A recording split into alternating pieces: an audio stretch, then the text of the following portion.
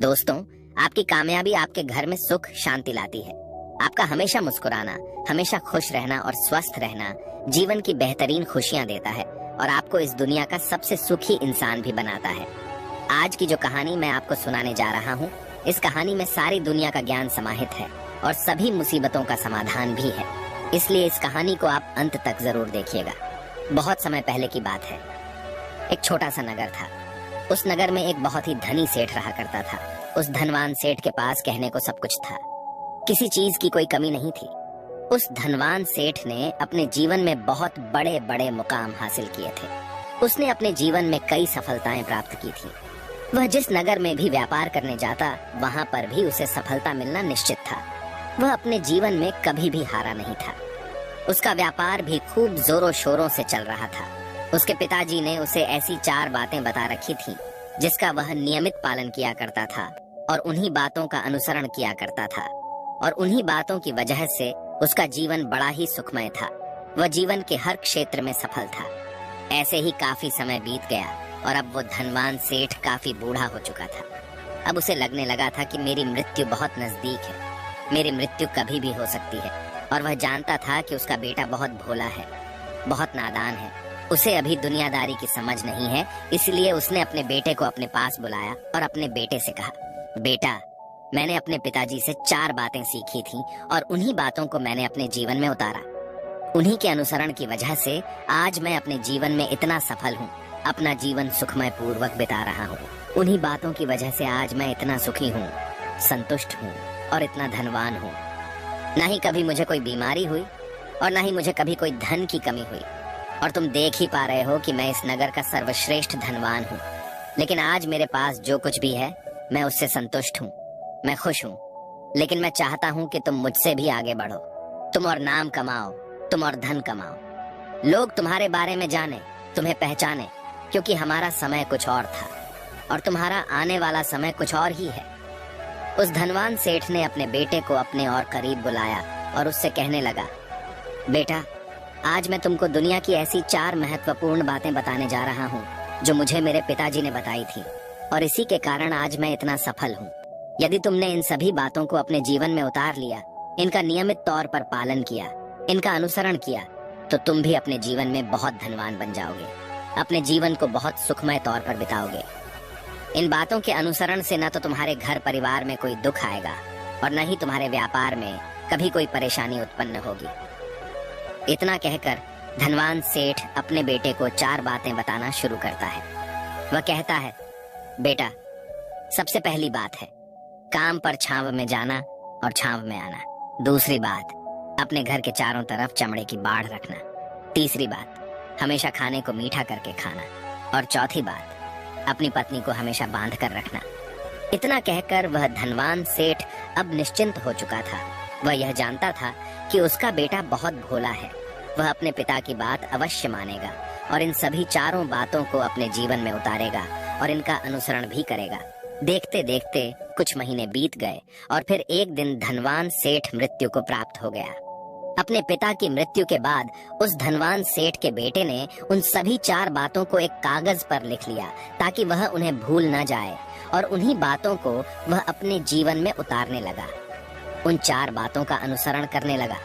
सबसे पहली बात जो उसके पिता ने उससे कही थी, छांव में जाना और छांव में आना, तो उसने अपने घर से लेकर अपनी दुकान तक पूरे रास्ते पर एक टेंट लगवा दिया, क्योंकि उसके पास पैसा तो बहुत था और उसे कोई रोकने वाला भी नहीं था।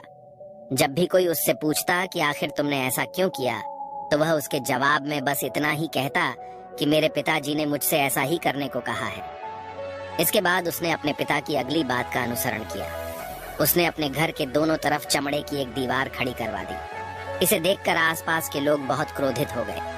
वे लोग उससे झगड़ा करने पर भी उतर आए।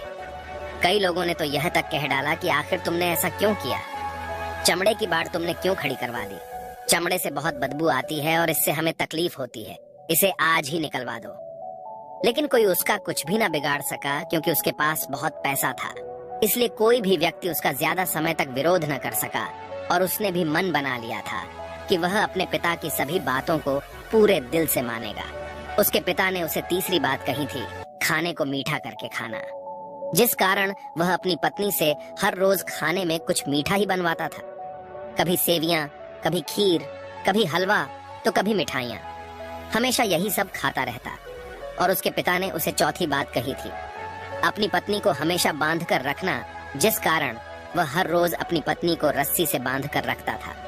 ऐसे ही कई दिन बीत गए और देखते ही देखते अब वह सेठ के बेटे का जीवन धीरे धीरे बर्बाद होने लगा था, क्योंकि उसने अपने पिता की सभी बातों का गलत मतलब निकाला था और वह उसी के अनुसार उनका पालन कर रहा था।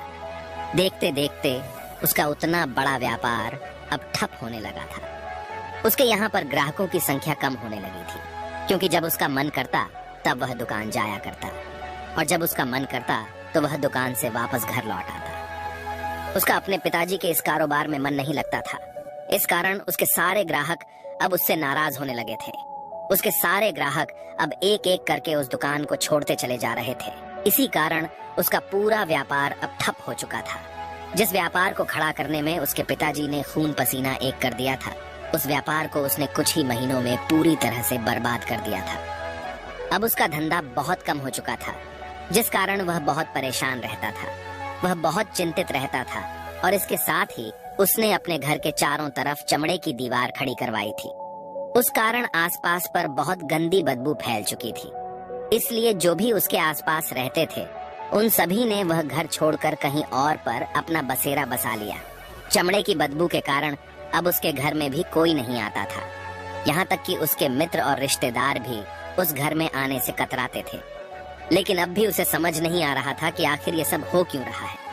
वो बहुत परेशान रहने लगा था और वह हमेशा मीठा भोजन किया करता था, जिस कारण उसका वजन बहुत ज्यादा बढ़ चुका था और इस मोटापे के कारण उसके शरीर में न जाने कितनी सारी बीमारियों ने अपना घर बना लिया था। आए दिन उसके घर पर वेद आने लगे थे। इन्हीं कारणों से अब उसका पैसा भी इन चीजों में बर्बाद होने लगा था और अपने पिता की चौथी बात उसने मानी थी। वह थी अपनी पत्नी को बांध कर रखता, जिसकी वजह से उसकी पत्नी उससे नाराज हो गई और वह घर छोड़कर अपने मायके लौट गई। उसने अपनी पत्नी को मनाने की कोशिश की, तरह तरह के उपाय किए, लेकिन उसकी पत्नी नहीं मानी। और वैसे भी कोई भी स्त्री ऐसे मर्द के साथ क्यों रहना चाहेगी जो उसे बेवजह ही बेबात पर बांध कर रखता हो। देखते देखते अब वह सेठ के बेटे का पूरा जीवन बर्बाद हो चुका था। न तो अब उसके पास व्यापार बचा था, न ही धन, न ही उसकी पत्नी, और न ही वह रिश्तेदार जो पैसों के लिए उसके आसपास घूमा करते थे। और तो और अब उसका स्वास्थ्य भी ठीक नहीं रहता था, जिस कारण वह बहुत चिंतित रहने लगा था, बहुत परेशान रहने लगा था। उसे ये सब समझ ही नहीं आ रहा था क्या हो रहा है और क्यों हो रहा है। इन सभी बातों को लेकर तो बहुत परेशान रहता और वह मन ही मन अपने पिताजी को कोसा करता, कहता, पिताजी आपने तो मेरा पूरा जीवन बर्बाद कर दिया। आपकी उन 4 बातों के कारण आज मुझसे मेरा सब कुछ छिन चुका है। न तो मेरे पास व्यापार रहा, न ही धन दौलत, न ही वह रिश्तेदार, न ही मेरी पत्नी, और यहाँ तक कि मेरे स्वास्थ्य ने भी मेरा साथ छोड़ दिया है। आप ही के कारण आज मेरा पूरा जीवन बर्बाद हो चुका है। यदि मैंने आपकी वह 4 बातें न मानी होती, यदि मैंने उन्हें अपने जीवन में न उतारा होता, तो आज मैं एक सुखमय जीवन जी रहा होता। आपकी इन 4 बातों पर चलकर मुझे क्या मिला?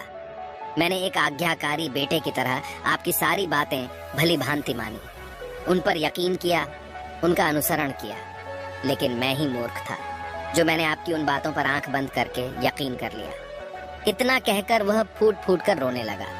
तभी उसे एक दिन पता चला कि उसके पास के नगर में एक साधु आए हुए हैं और वह साधु सभी की समस्याओं का हल बताते हैं। चाहे कैसी भी समस्या हो, वह उसका निवारण अवश्य करते हैं। यह सुनकर उसने सोचा कि चलो एक बार मिलकर देखता हूँ, हो सकता है कि मेरी भी समस्या का समाधान मुझे मिल जाए। इस आशा के साथ वह उन साधु के पास पहुंचा। वहां पहुंचकर सीधा उनके चरणों में जा गिरा और जोर जोर से रोने लगा। वह कहने लगा, हे गुरुवर, अब आप ही मुझे बचा सकते हैं। मेरे पिताजी ने तो मेरा पूरा जीवन बर्बाद करके रख दिया। आज मेरी जो भी स्थिति है वह सब मेरे पिताजी के कारण ही है। मेरे पिताजी ने मुझे जैसा कहा मैंने वैसा ही किया। हमेशा एक अच्छे बेटे की तरह उनकी सारी बातें मानी, अपने सारे फर्ज निभाए, और देखिए मेरे पिताजी ने मेरे साथ क्या किया।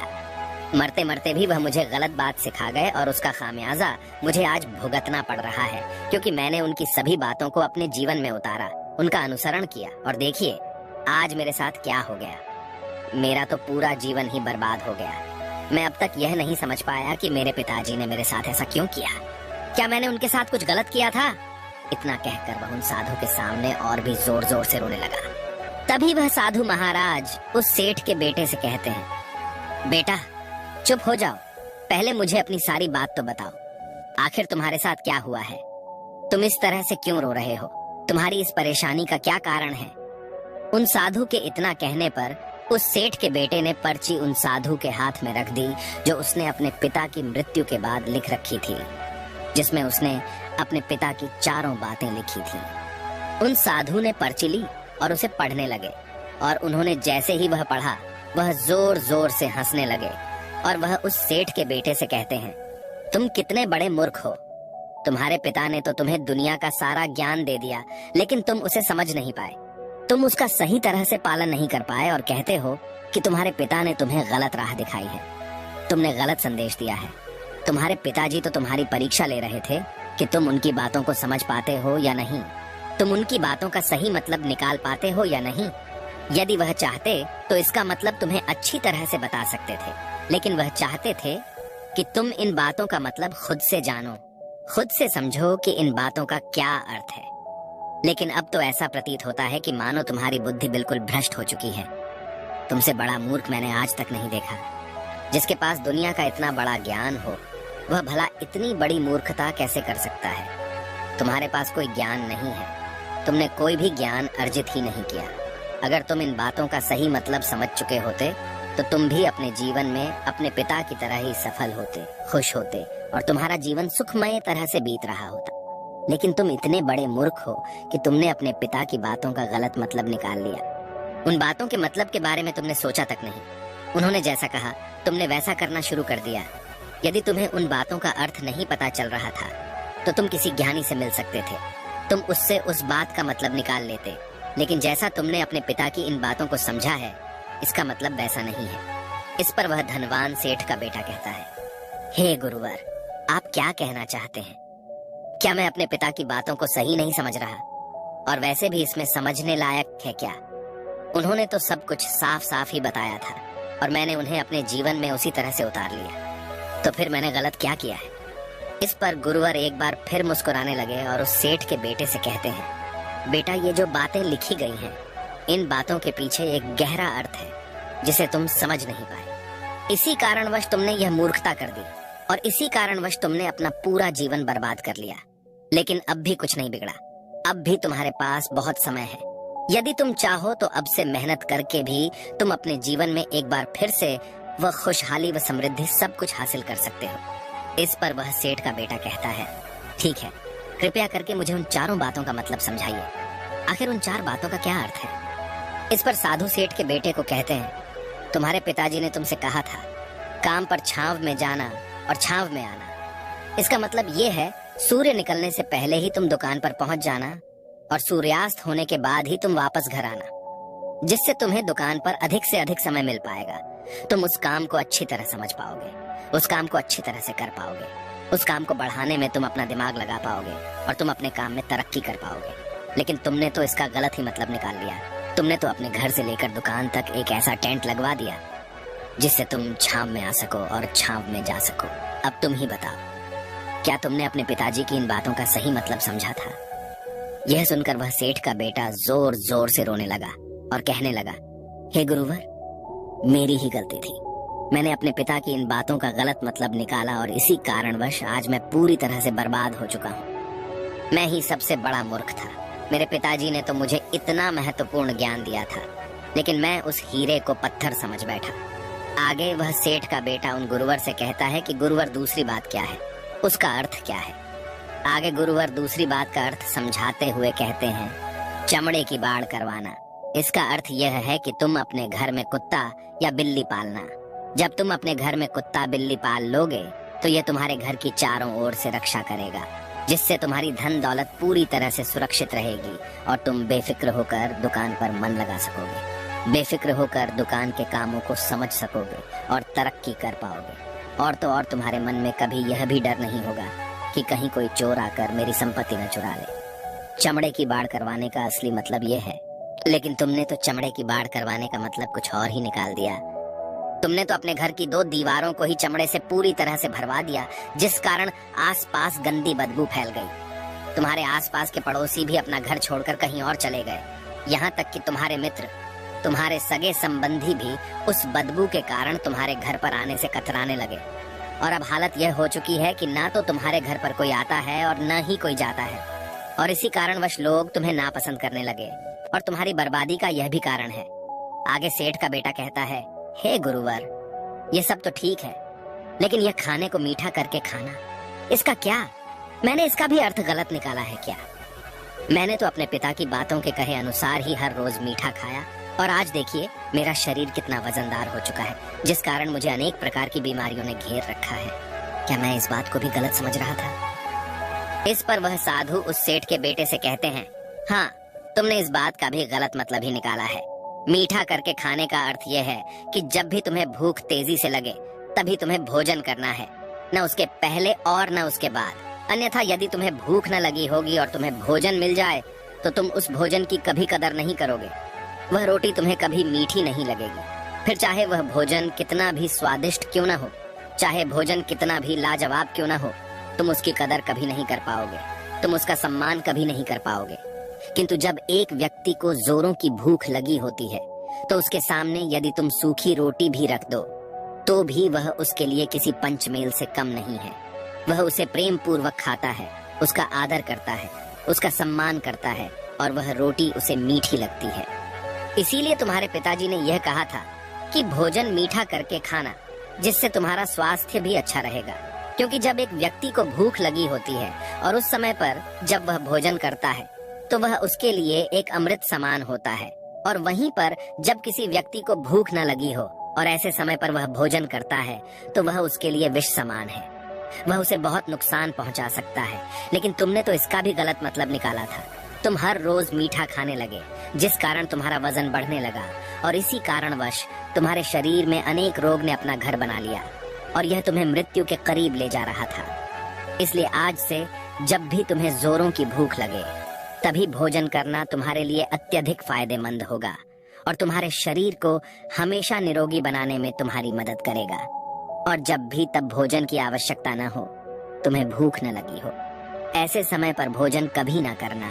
यह तुम्हारे लिए बहुत नुकसानदायक साबित होगा। और यही तुम्हारी तीसरी गलती थी, जिस कारण तुम्हारा पूरा जीवन बर्बाद हो रहा था। आगे सेठ का बेटा कहता है, चौथी बात तो बिल्कुल साफ लिखी गई है, अपनी पत्नी को हमेशा बांध कर रखना, तो इसका अर्थ भी कुछ और है। क्या मैंने इसका भी गलत मतलब निकाला है? इस पर साधु कहते हैं, हाँ बेटा, अपनी पत्नी को बांध कर रखने का अर्थ यह नहीं है कि तुम रोज रस्सी से बांध कर रखो, बल्कि इसका अर्थ तो यह है कि जब भी तुम दोनों के बीच में कोई आपसी मतभेद हो जाए, कुछ नोक झोंक हो जाए, तो तुम अपनी पत्नी पर हाथ मत छोड़ना। जब तक एक स्त्री का पति उसके साथ रिश्ते में बंधा होता है तो वह अपने रिश्तों में बंध जाती है और वह अपने रिश्ते को पूर्ण तरीके से निभाने का हर मुमकिन प्रयास करती है। और ऐसे समय पर यदि तुम्हारे बीच कुछ नोक झोंक हो जाए, कुछ गलतियां हो जाए, और ऐसे समय पर तुम उस स्त्री का हाथ नहीं छोड़ते, तो वह तुम्हें छोड़कर कभी नहीं जाएगी। लेकिन इसका अर्थ यह भी नहीं है कि तुम अपनी पत्नी पर अत्याचार करो, बल्कि तुम्हारे पिताजी यहाँ पर कहना चाहते थे कि जो भी कोई व्यक्ति तुम्हारे साथ किसी रिश्ते में जुड़ा हुआ है, उसे अपने रिश्ते में इस तरीके से बांध लो कि वह तुम्हारे साथ झगड़े और नोक झोंक के बाद भी नुकसान न पहुंचा सके, वह तुम्हारे साथ कुछ गलत न कर सके और तुम्हारा फायदा न उठा सके। अपने रिश्तों को हमेशा बांध कर रखना, उन्हें खुला मत छोड़ना, अन्यथा वह तुम्हारे हाथ से फिसल जाएंगे। और हम में से अधिकांश लोग अपने जीवन में यही गलतियां करते हैं और अपने नए रिश्तों को कभी समय नहीं देते, जिस कारण उनका रिश्ता उतना मजबूत नहीं हो पाता और इसी कारणवश वह अपने रिश्ते से हाथ धो बैठते हैं। और यही गलती तुमने भी की। तुमने तो अपनी पत्नी को बांध कर रखा था, तो भला वह तुम्हें कैसे माफ कर सकती है? और यही कारण है कि वह तुम्हें छोड़कर चली गई। तुमने जो अपनी पत्नी के साथ किया वह माफी के लायक नहीं है, लेकिन तुम्हें अपनी पत्नी से माफी मांगनी चाहिए, क्योंकि तुमने गलत किया है। इसलिए जाओ और अपनी पत्नी से माफी मांगो, उसे वापस घर लाओ। और यही वह 4 बातें थी जो तुम्हें तुम्हारे पिता ने समझाने का प्रयास किया था, लेकिन तुमने इन सभी बातों का गलत मतलब निकाला और इसी कारणवश तुम पूरी तरह से बर्बाद हो गए। किंतु अभी भी तुम्हारे पास बहुत समय है। यदि तुम इन सभी बातों का सही से अनुसरण करते हो तो तुम अपने जीवन में एक बार फिर से वह सब कुछ हासिल कर सकते हो जो तुमने खोया है। ये सारी बातें हमारे जीवन की पूरी परेशानियों का समाधान है। तुम किसी भी तरह से इनको देख सकते हो। यदि तुम कामयाब होना चाहते हो तो तुम्हें मेहनत करनी ही होगी। सूर्य निकलने से पहले तुम्हें अपने घर से निकलना होगा और हमेशा सूर्य के ढलने के बाद ही तुम्हें घर वापस लौटना होगा, ताकि धन दौलत को कोई तुमसे छीन न ले। तुम्हें अपने रिश्तों को कुछ इस तरीके से बांधना होगा ताकि वह रिश्ते तुम्हें परेशान न करें, तुम्हें तकलीफ न पहुंचाएं, तुम्हारा फायदा न उठाएं। और हमेशा एक अच्छा और स्वस्थ भोजन करना जब तुम्हें भूख लगी हो, ताकि तुम्हें जो भी सांसें मिली हैं तुम उसे खुशी खुशी जी सको और अपने रिश्तों को हमेशा बांध कर रखना। उन्हें खुला मत छोड़ना, अन्यथा वह तुम्हारे हाथ से फिसल जाएंगे। और अपने घर में अवश्य ही कुत्ते या बिल्ली को जरूर पालना, ताकि तुम्हारा धन हमेशा सुरक्षित रहे। इन सभी बातों का अपने जीवन में अनुसरण करने के बाद तुम अपने जीवन में सब कुछ एक बार फिर पा सकते हो जो तुमने आज तक खोया है, और हो सकता है कि तुम इससे भी अधिक उन्नति कर पाओ, इससे भी अधिक समृद्धि पा सके, अपने जीवन को खुशहाल और सुखमय बना सके। इतना कहकर साधु शांत हो गए और सेठ का बेटा भी अपनी सभी गलतियों को समझ चुका था। उसने उन गुरु को प्रणाम किया और वापस अपने घर लौट गया। उसने उन सभी चारों बातों को अपने जीवन में उतारा, उनका सही सही अनुसरण किया। उसके बाद से उसके जीवन में सकारात्मक प्रभाव दिखने लगे। वह एक बार फिर से अपने व्यापार को खड़ा करने में सफल रहा। वह एक बार फिर से अपनी पत्नी को घर लाने में सफल रहा और देखते ही देखते उसका जीवन सुखमय और आनंदमय हो गया था। मुझे उम्मीद है कि आपको यह कहानी पसंद आई होगी और आपने इससे कुछ सीखा होगा।